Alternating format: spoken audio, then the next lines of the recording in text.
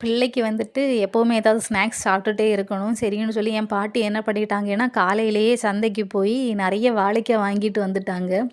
வாங்கிட்டு வந்துட்டு என்கிட்ட கேட்டாங்க. நான் வந்து "இன்னைக்கு வாழைக்காய் சிப்ஸ் போடட்டா? நீ வந்து வீடியோ எடுக்கிறியா?" அப்படின்னு சொல்லிட்டு. நானும் சரி நீங்க போடுங்க நான் எடுக்கிறேன்னு சொல்லிட்டேன். அதனால என்கிட்ட கேட்டு கேட்டு கேட்டு தான் ஒவ்வொன்னா செஞ்சாங்க. முதல்ல வாழைக்காய் அவ்வளத்தையுமே வாஷ் பண்ணி அதோட ஸ்கின் எல்லாமே பீல் பண்ணி எடுத்து வச்சுட்டாங்க.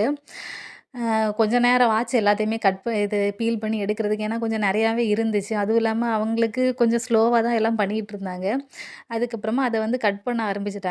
கட் பண்ணும்போது பிள்ளை வேற இடையில இடையில போயிட்டே இருந்துச்சு. அவங்க அது வேற சொல்லி சொல்லி இருந்தாங்க. ஏன்னா பக்கத்துல நைஃப் வரைக்கும் இருக்கா அதனால. அப்படியே ஒரு ஒரு 1 ஹவர் ஆச்சு இவ்வளவும் கட் பண்ணி எடுக்குறதுக்கு.